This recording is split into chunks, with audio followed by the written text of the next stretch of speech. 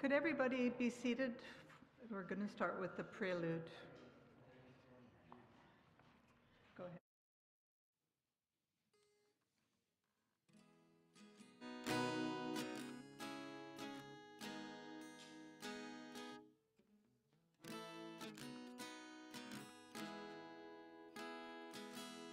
Hold on tight to me.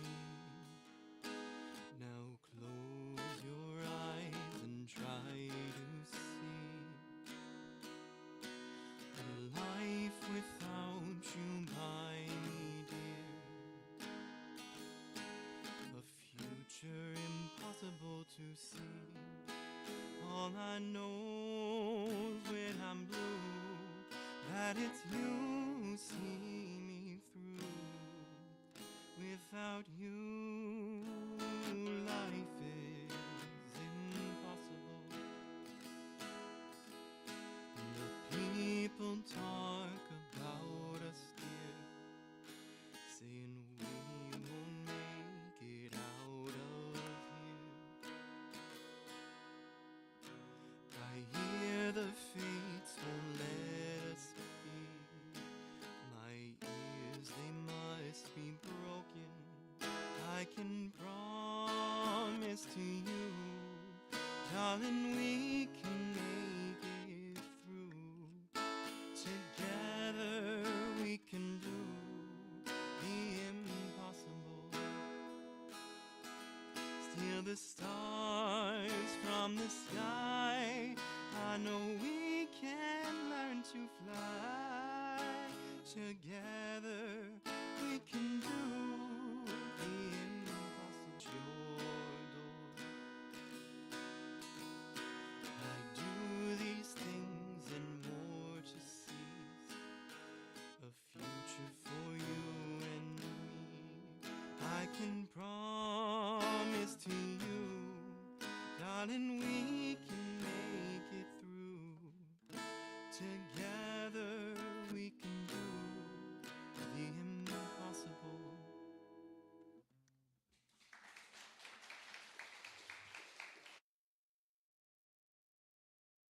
Lovely, Emerson. Thank you. Welcome, everyone. Good morning. Welcome to the First Unitarian Church of Hamilton. We welcome you here in the sanctuary and to those who've opted to join us virtually.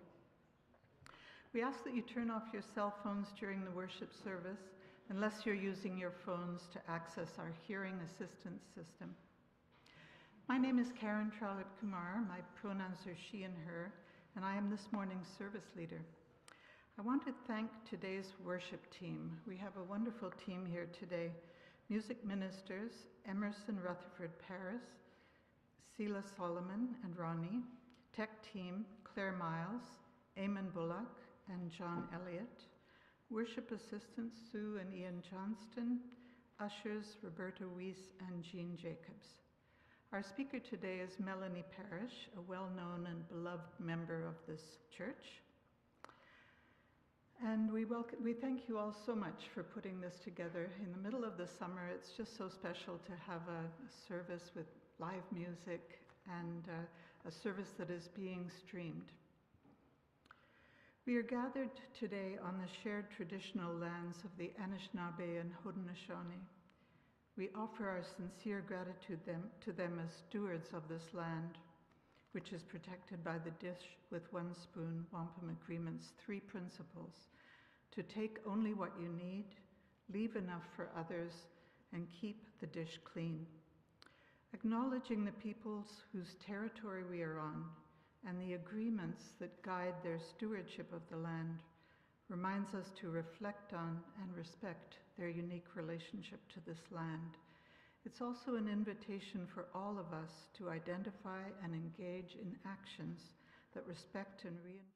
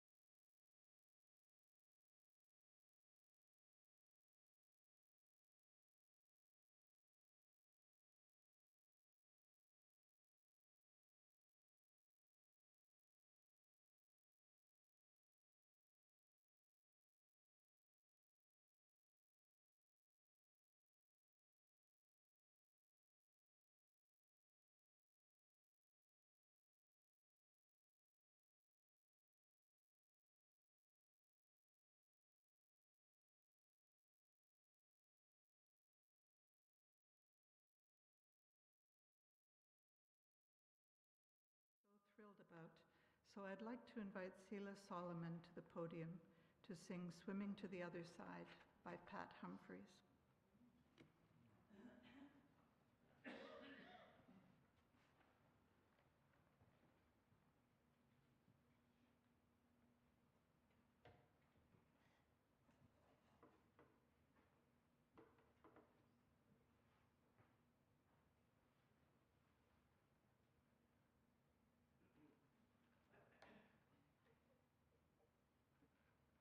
I think a lot of people probably know this song, so please sing along if you do.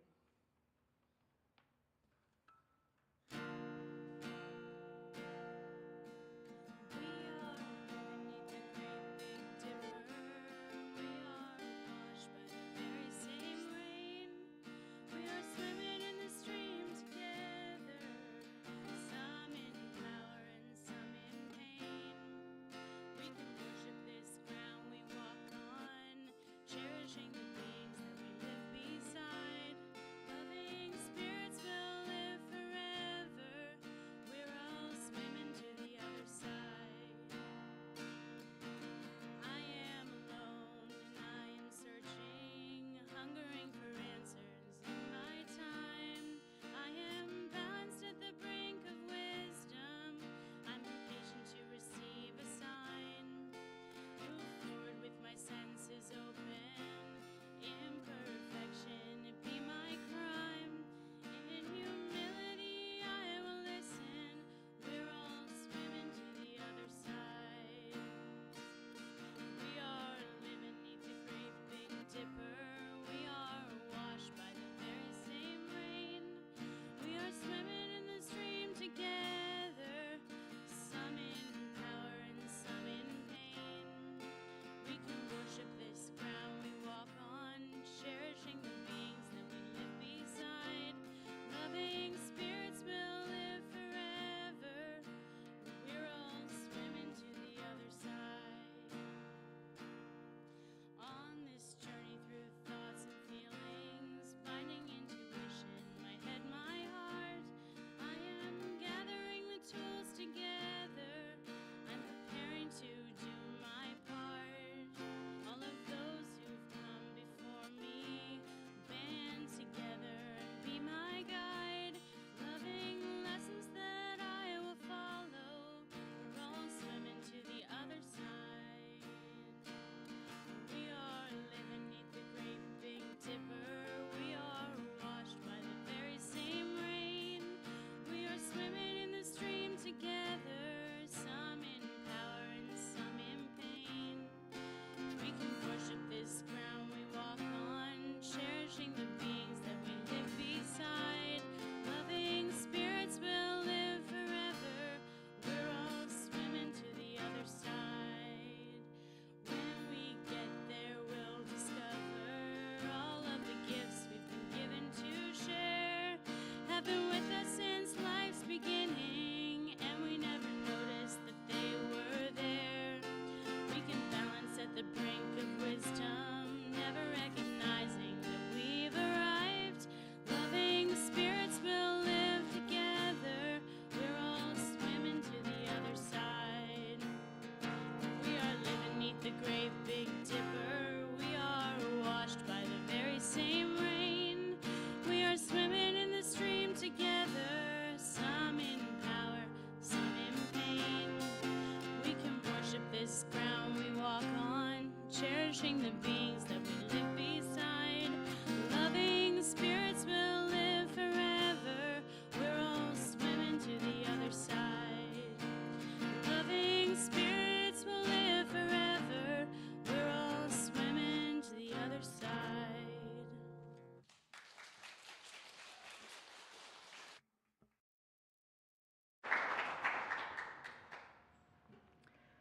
For our time for all ages, I'd like to invite Jenny Coops to read our story and also mention, in the way of an announcement, Jenny has an open drop-in for kids on every Wednesday throughout the summer from 1 to 4. And it's turning out to be a lovely thing for kids, not only in our church, but also in the wider community. So thanks, Jenny. Good morning. Today's story is called Not Quite Narwhal by Jesse Sima.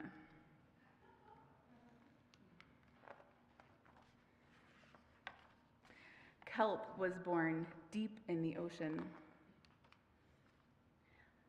He knew early on that he was different from the other narwhals. His tusk wasn't as long as everyone else's. He had different tastes in food, and he wasn't a very good swimmer. But his friends didn't seem to mind, so Kelp decided that he wouldn't mind either.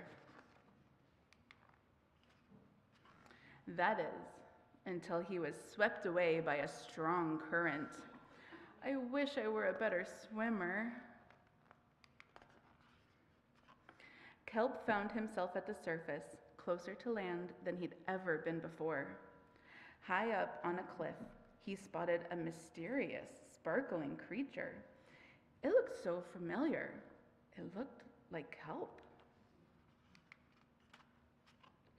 Kelp swam toward land as fast as he could, which wasn't very fast at all, hoping that he could catch up with the creature that looked just like him.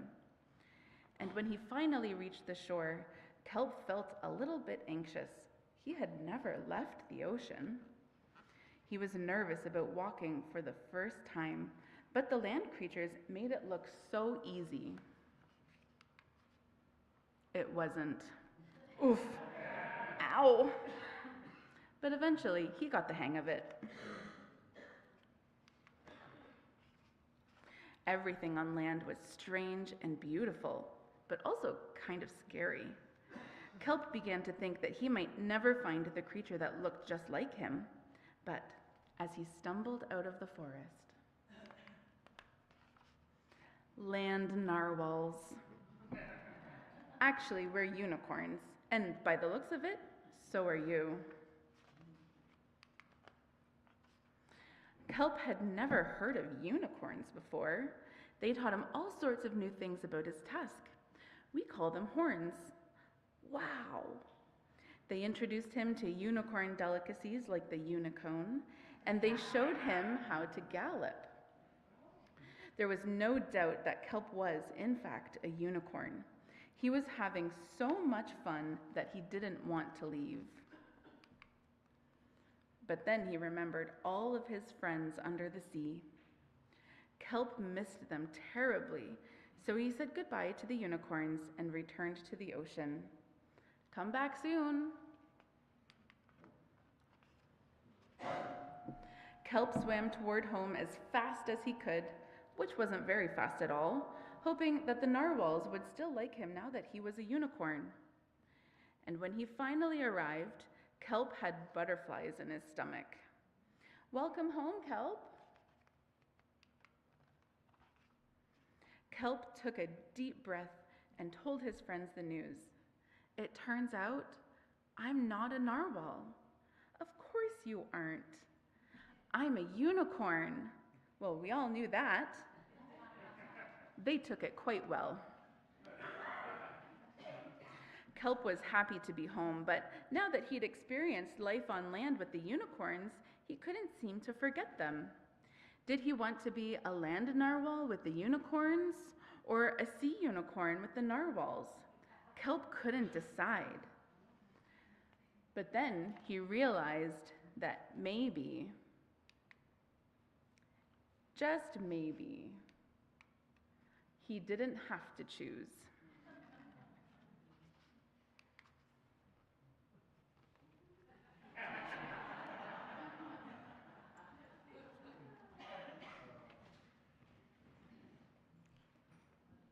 That's really sweet. Thank you, Jenny. And if there are any kids in the sanctuary today, they can leave with Jenny, right? Oh, you don't have it today? Okay, the rainbow room is open. Great. The offering that we accept each Sunday is an opportunity to recommit ourselves to this community and to our relationship with one another. When we give, we say yes to something that we value.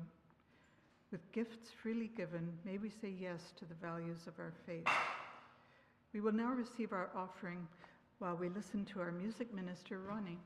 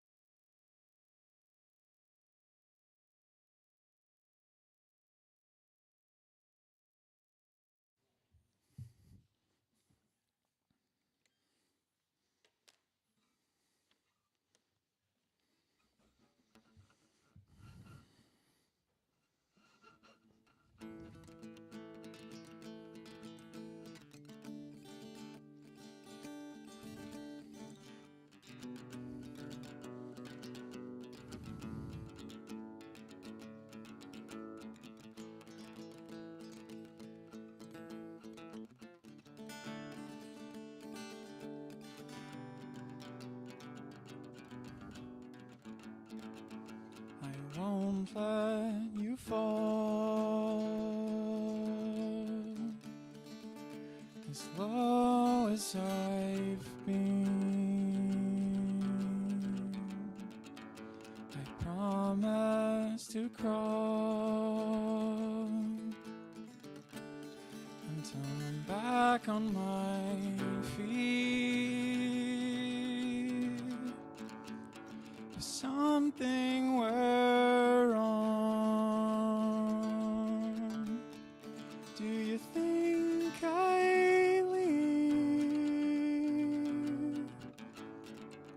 If something were wrong, don't you know I'd be here? So who's been unfair? Who causes you sorrow? And who's been unkind? Who burst your bubble? And who drags you down, down, down, down? Who handed out lines? And now I'm in trouble. I'll leave you to grieve. Tear over my letters and frenzy the pace. Rain, squall, and all weather. You rue your regrets that drop out the present. Hurl abuse at the world. Heap scorn upon treasure. I won't let you fall. As low as I've been, I promise to crawl until I'm back on my feet. If something were wrong, do you think I'd leave? If something were wrong, don't you know I'd be here?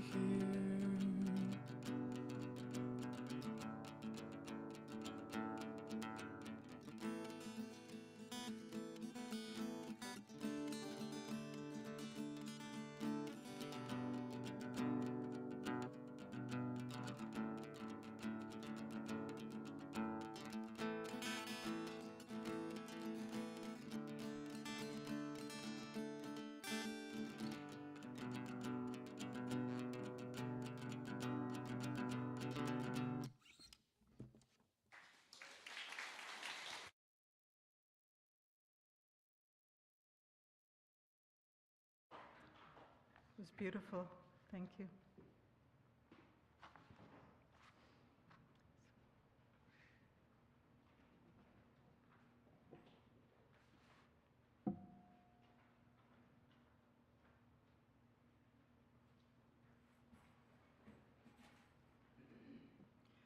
Your gifts in support of our ministries to one another and to the community are appreciated. Thank you. In these moments of contemplation, I invite you to relax, close your eyes if you like, and breathe deeply. Following our reading, there will be a few minutes of silence, followed by music. During the music, you're welcome to come up and light a candle of joy or concern. Our meditation words today are written by Kathleen McTeague. Into this home we bring our hunger for awakening. We bring compassionate hearts and a will towards justice. Into this home we bring the courage to walk on after hard losses. Into this home we bring our joy and gratitude for ordinary blessings. By our gathering here, we bless this place. In the shelter, we know ourselves blessed.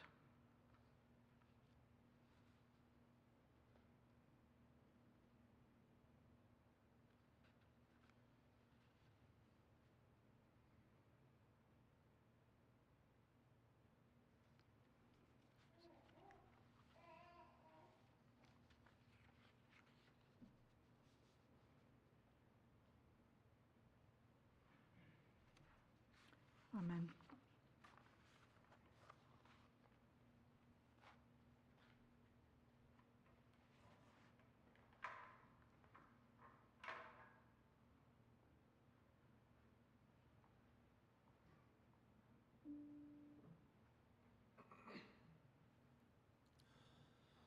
Alma del cuore, spirito dell'alma,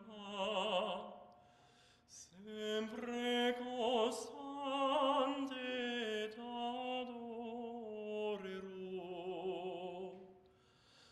t'adorerò, t'adorerò,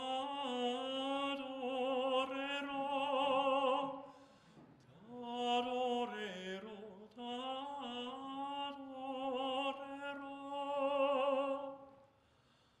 Alma del cuore, spirito dell'alma, sempre costante t'adorerò, sempre costante t'adorerò.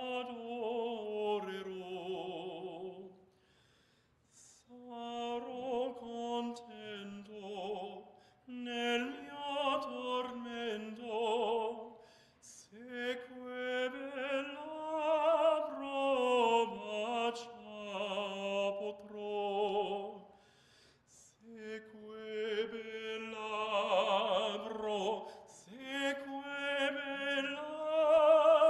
prova potrò. Alma del cuore, spirito dell'alma, sempre costante t'adorerò, t'adorerò, t'adorerò,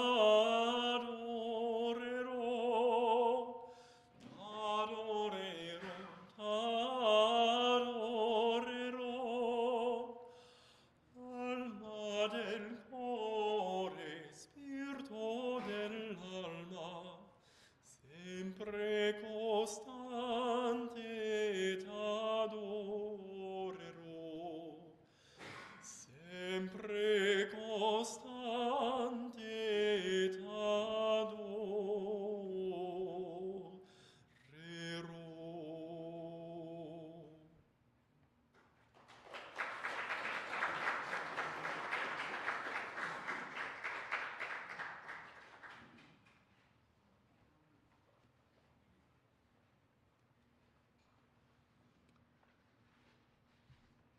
That beautiful piece was entitled Alme de Cora by Antonio Caldera.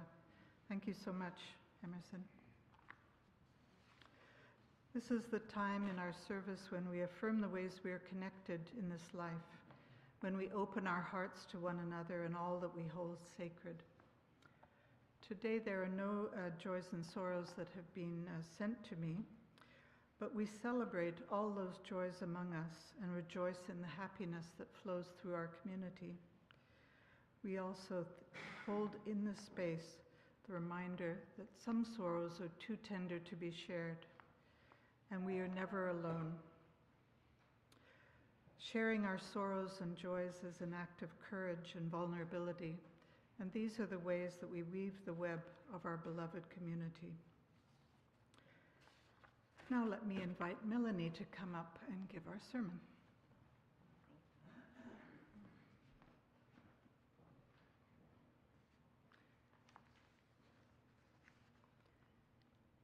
As an executive and business coach, I've been working with people in their lives for over 26 years. They come to me because they want something to happen.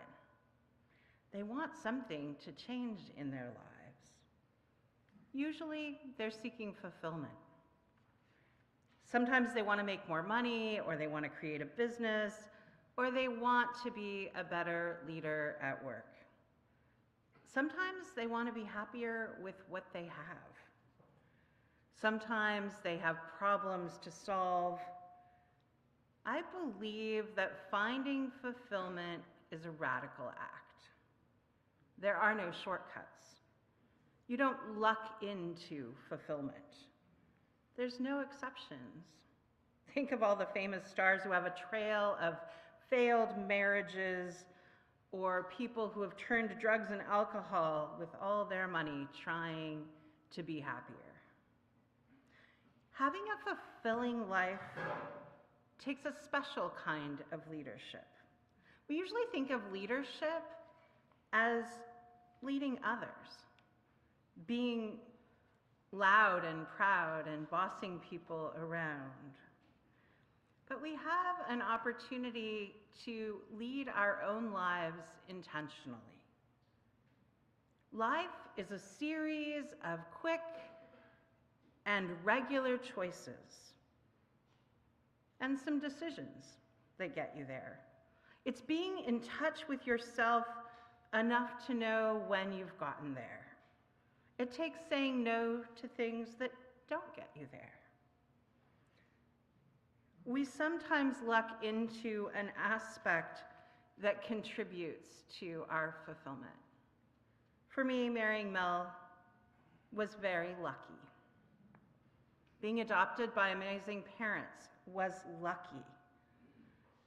Having healthy, happy children was lucky. But what we do with that luck is the heart of choice. We can choose to move closer to fulfillment all the time. It's also sometimes really complex to try to figure out what makes us fulfilled. What brings us closer to fulfillment? What takes us further away? Today, I want to share how I think about all of those small decisions and the big ones too. I believe our happiness is influenced by our choices, and those choices can have some useful frameworks. That's sort of the heart of the work that I do with my clients. And then once we have those frameworks and we make decisions, I think we test those frameworks all the time with tiny experiments that we do in our lives all the time. These are the things that make up our lives, these tiny experiments that allow us to gather data, to test our decisions, to see how our choices affect our fulfillment. There's a sense of a feeling with fulfillment. We know it when we get there. First, for today, I want to invite you to suspend judgment. I want to invite you to believe that the life you want is completely possible. I invite you for today to believe that change is possible. I want to invite you to think about how your brain can be used to constrain or expand your life. So, do you find yourself thinking things like, oh, I always do it this way? Or, I would never do scuba diving. I would never go skydiving. I would never do karaoke. I can't travel alone. I'm scared. I'm bad at money. I don't do math. Or I'm just not brave like that. If you do, these thoughts are fine if they are well thought out choices. But sometimes that's not how they happen. I heard a story once about a little girl who was watching her mother make a ham. And she cut off the ends of the ham and placed it in a dish.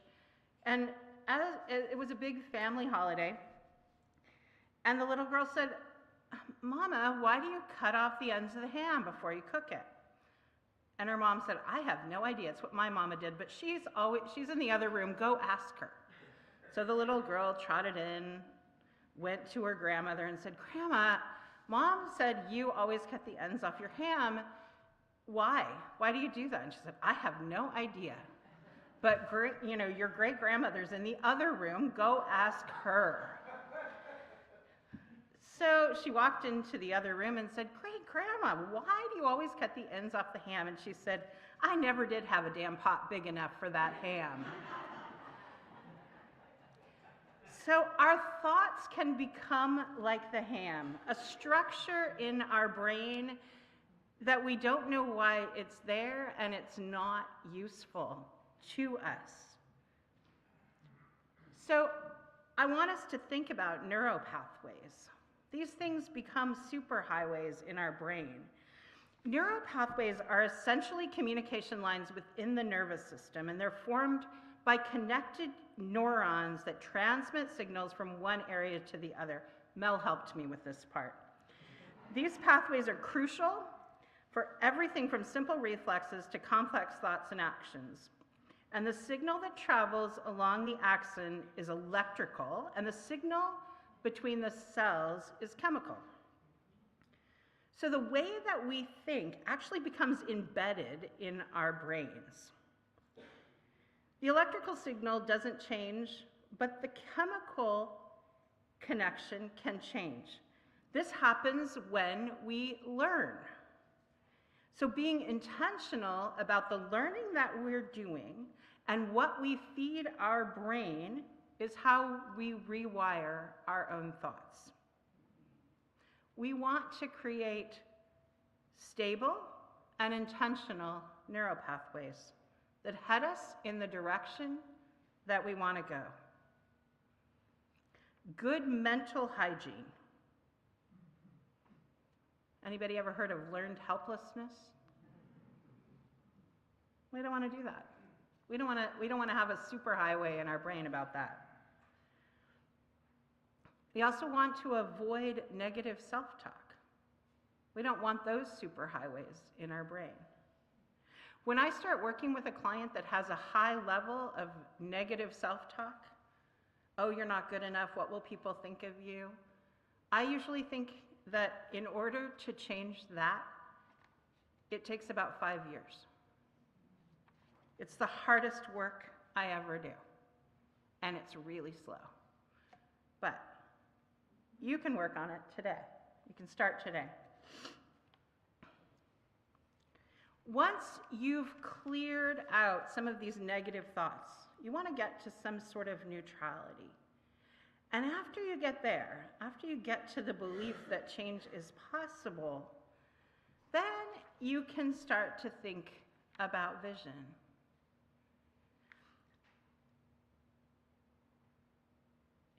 Do you know where you want to be headed? Creating a vision for your life can sometimes feel a little onerous. I like to start by thinking about timeline when I start to think about vision. What's the timeline that you're currently operating on? Think of a calendar. If someone asked you to get together 3 months from now, what would be your response? Is that too far out? It might be a clue that you're operating on a shorter timeline. The longer your timeline, the stronger your vision. Extending your timeline can be a way to create a stronger vision for yourself. It doesn't matter at what age you are, stretching your timeline puts you on the path to your own fulfillment and taking charge of your own fulfillment. If you're thinking, are you thinking 10 years down the road? Buying a house with a mortgage is a 30 or 40-year commitment. It's one of the ways that we naturally extend our timeline. We also think in a longer timeline when we have a child. We think in I thought in 18-year increments. How long is your child a child? As we get closer to retirement, we think in a longer timeline. What do I want to do in the next phase of my life? People who are in crisis have a very short timeline. Think of someone who's unhoused, who's thinking about what they will do today or tomorrow or next week. Intentionally changing timeline is incredibly powerful for changing lives, both ours and for others. Being in a short time frame can suck the fulfillment right out of our lives because we stop seeing ourselves in a bigger context. Vision is the ability to see the castle on the hill of the future, the metaphoric goal of where we want to be. Think about for a minute, what do you want? It seems like such a simple question. I find for myself, when I start to feel the waning of fulfillment, this is the question I need to be thinking about. What do I want to happen for me?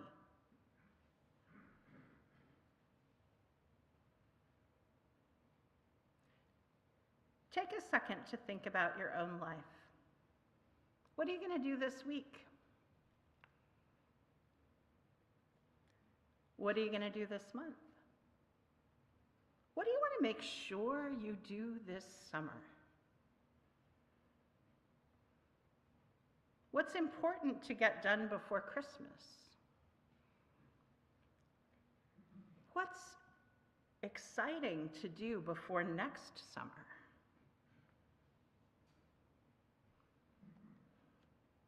What could you do if you had 2 years to get it done? What do you want to have happen in the next 5 years? And what's possible in the next decade?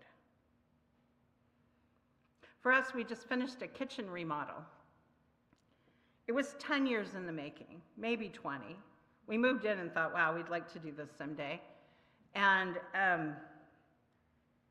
we knew we really couldn't afford it 20 years ago, but we kept thinking about it. Like it kept being there as that beacon on the hill. And we had some guiding pillars in our vision. We knew we wanted to make it bigger. We knew we wanted the feeling of being out in the garden. We knew we wanted to look out a window when we were doing dishes. We didn't want to look at that wall anymore. Later on, as we started to actually get into the design phase, one of the pillars was, and it was Mel's, we don't want the house to look like a Frankenhouse. And we have an 1867 home, and we wanted it to fit with the design of the home. We wanted it to look like it belonged. All of those things were there as a vision for the future. It came out really well, by the way. It was helpful, kind of expensive, but we got there. So once you have your vision for your own life, once you know it's possible, once you decide what it is, the day-to-day is governed by your values. The other day, I had lunch with a friend. His name is Steve. It's not really his name, but I decided we'd call him Steve. And Steve, we spent 1 hour, maybe an hour and a half with Steve. And in that hour and a half, he talked about 20 times about how he was thinking about retirement, how he was thinking about his career. He talked about planning a conference. His outstanding value for all of those conversations was how cheap everything could be. It's actually a good example of what happens if you don't have intentional values that really matter to you. You get stuck in some default. Maybe it was his parents, maybe it was some trauma, maybe, I don't know. But he's a professional, and his wife is a professional. They have good incomes, and I left thinking it was sort of small as a value to do the cheapest thing. I couldn't figure out what it was in service to. So what happens if we don't get clear about what our values are is we are sometimes living someone else's values. They're the things our parents told us, or our church told us, or they came from an old boyfriend or an old girlfriend or a teacher in school. Without intention about values, you're at risk of being defensive or playing too small or playing it safe. So I was talking with another coach, and she was like, you have to explain what values are. And I think she's right. So I want to talk a little bit about how I see values, these values that we live by. And they aren't the things you think when I say values. They aren't honesty, integrity, and truthfulness, or whatever these ones are that are sort of universal in our society. What the values are is how you want to move in your day-to-day life. And I want to give you a few examples of mine. So I have one that's called Frog Pond. And Frog Pond is because when we moved to a 2-acre property 23 years ago, I found myself sitting down in my garden at the table to have dinner or a glass of wine or whatever, and all I could think of was the to-do list. All I could think of was I should get up and pull those weeds, or I should trim those flowers, or I should do something. And I realized that I needed to change my vision of my life. I needed to change how I was experiencing it on a day-to-day basis. And the value is about sitting down with family or friends and being present in that moment. There's also frogs occasionally that come, and that's pretty fun. But it's about not just always being on the hamster wheel, but being present in the moments of my life. I have another value called moving sidewalks. I like to go fast. You know those moving sidewalks in the airport where people are walking beside you with their suitcase and you're like, whoosh. I like that in my life. I like to be efficient. I like to be effective. I like to do that. And then I have one more that's art. And I played with this one for a long time in my head. I thought it might be about creativity or making things with my hands, but it's actually art. I like to go and look at art. I like modern art. I like to study artists. I like to meet artists. I like to buy artist stuff. I like one-of-a-kind things. So art is a value of mine. It honors something inside of me when I live in that way. So I challenge you to start to think of, maybe just start with 3 to 5 values that are specific to you. Something you want to honor in you and the way you go about your day-to-day life. With a set of 5 to 10 values, you can also use them to evaluate decisions, new things that come into your life, and see how many values you're honoring.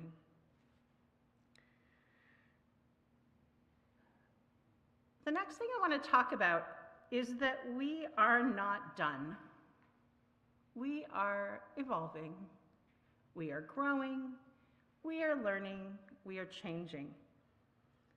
So sometimes people think, oh, I wish I could do that. We have FOMO when we look at Facebook. And I want to just remind you that it's not done. There's still the possibility to learn, to add skills.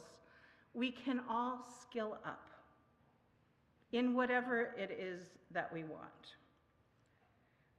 This year, we were faced with the empty nest. It didn't last very long. The other day, I said the word empty nest, and Mel was like, there's sure a lot of people at our house for an empty nest. But we were faced with the empty nest, and I worried about this for a long time. I had had children under the age of 18 for 30 years because of the gap with my kids. And I fretted. I was like, oh, what are we going to do? Well, Emerson went off to study voice at Oberlin, and we decided, I said, Mel, I think we have to learn to sing because our house has been full of singing for years. And I think we have to learn to sing. So we signed up for voice lessons with Emerson's hot, really fancy voice teacher. And when I was talking to him, he said, oh, good, you can sing in the show in October. All he knew about our singing was that we were Emerson's parents. So after our first voice lesson, he said, oh, maybe you could sing in May. And then the May concert came and went, and we didn't sing in May either. We didn't actually have singing in the concert as a goal. And I think in one of our lessons, he actually said we were the worst students he'd ever had. But we are undaunted. And I will say, this year, we kind of learned to sing. We're not good, but we sing. And because of this, I was in Mexico in March, and I had never done karaoke, and I was pretty afraid, but there was a lot of mezcal, and karaoke is better with mezcal. And we met this really nice woman, Laura. I was with Sila, and I was like, she with all that mezcal, and it was a tiny little karaoke bar. I started doing karaoke. And so that wasn't impossible anymore. And then I was in Mexico, and I got a text from Mel that said, we're signing up for tap dancing with Michelle Corbet. And I said, what? We don't tap dance. He said, yes, we do. Our lives are very busy now, and the empty nest is full of music and dancing and singing, and it's okay.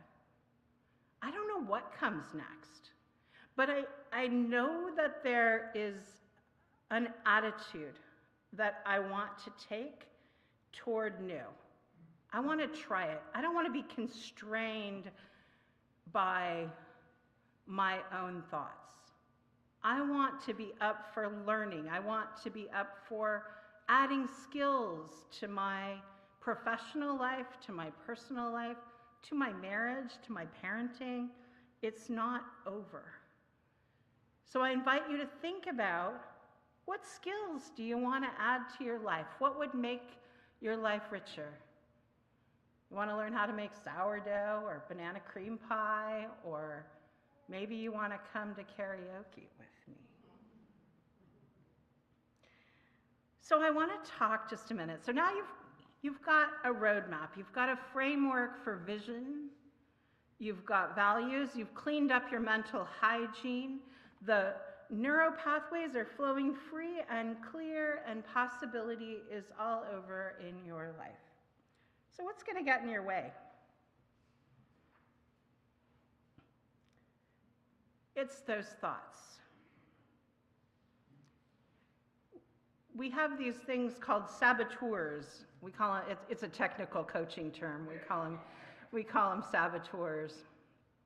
They're the voices in your head that get in the way, that try to keep you safe and small. You can't do that. Why are you the one to do X, Y, or Z? What makes you think you're so great? You'll never be as good as so-and-so.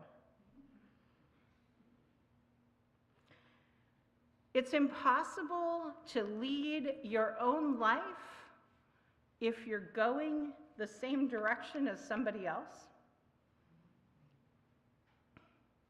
It's impossible to be a leader when you're following. And it's impossible to be a leader if you let worrying about what other people think of you set the vision for your life.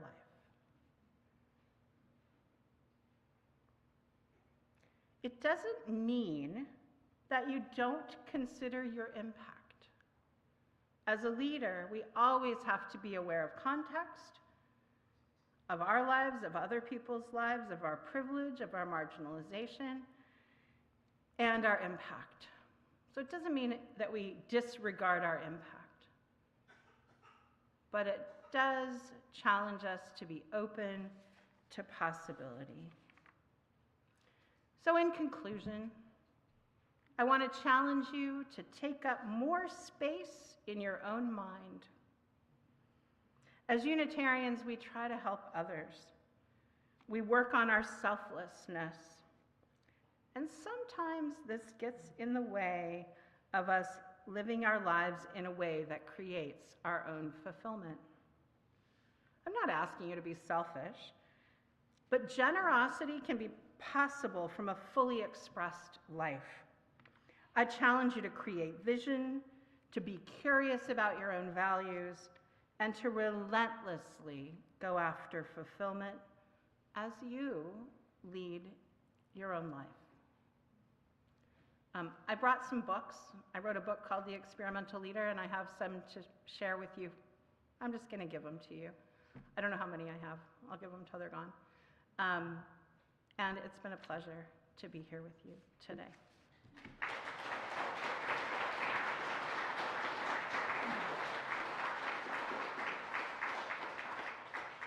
Thank you so much, Melanie. Great inspirations. I'll invite Rachel up, and we're going to be singing hymn 1019 in the Teal hymn book, Everything Possible.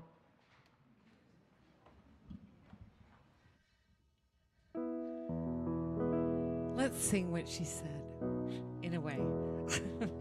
Thank you, Mel. We've cleared off the table, leftovers saved, washed the dishes and put them away. I've told you a story, tucked you in tight at the end of your knockabout day. As the moon sets its sails to carry you to sleep over the midnight sea, I will sing you a song no one sang to me. May it keep you good company. Oh, you can be anybody you want to be. You can love whomever you will. You can travel any country where your heart leads, and know that I will love you still. You can live by yourself. You can gather friends around. You can choose one special one. And the only measure of your words and your deeds will be the love you leave behind when you're done. There are girls who grow up strong and bold. There are boys quiet and kind. Some race on ahead, some follow behind. Some go on their own way in time. Some women love women, some men love men. Some raise children, some never do. You can dream all the day, never reaching the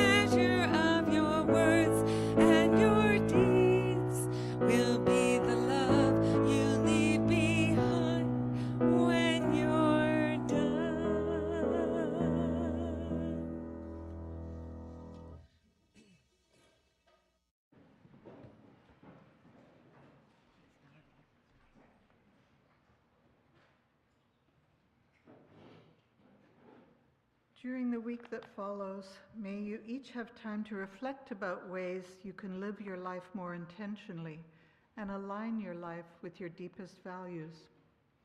May your spirit be renewed and your resolve strengthened as you address these challenges. This chalice flame is extinguished until we light it again with the spark of our communion. And please stay seated for our postlude, Dear Abby by John Prine, sung by Selah and Emerson.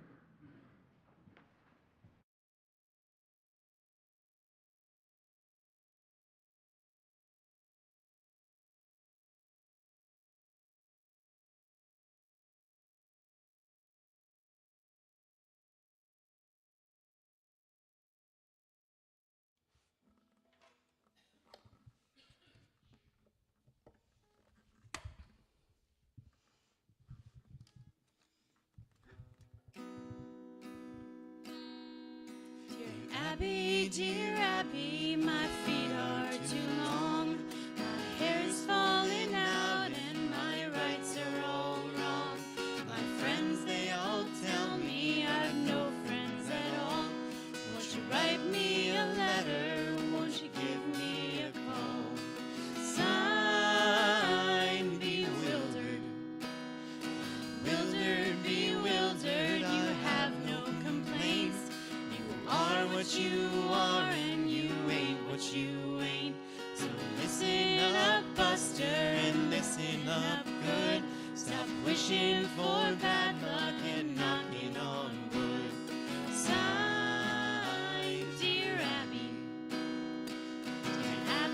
Dear Abby, my fountain pen leaks. My wife hollers at me, my kids are all freaks. Every side I get up on is the wrong side of bed. If it weren't so expensive, I'd wish I were dead.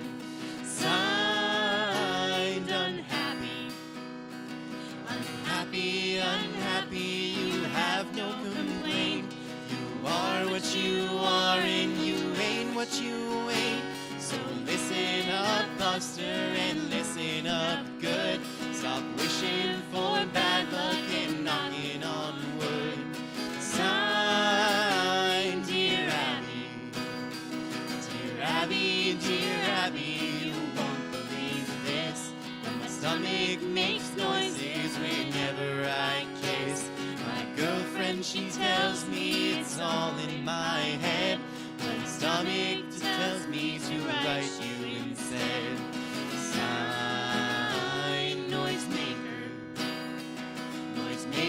noisemaker, you have no complaint. You are what you are and you ain't what you ain't. So listen up, Buster, and listen up good. Stop wishing for bad luck and knocking on wood. Sign, Dear Abby.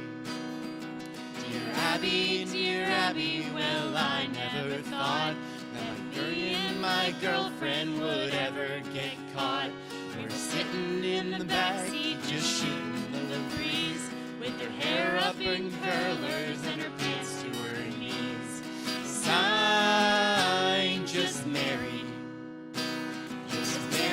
Just married, you have no complaint. You are what you are and you ain't what you ain't.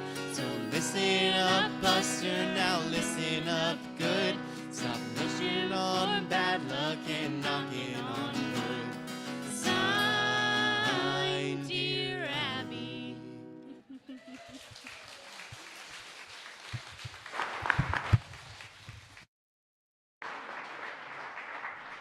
Thank you all to our wonderful music ministers and to Melanie as well for your inspiring singing.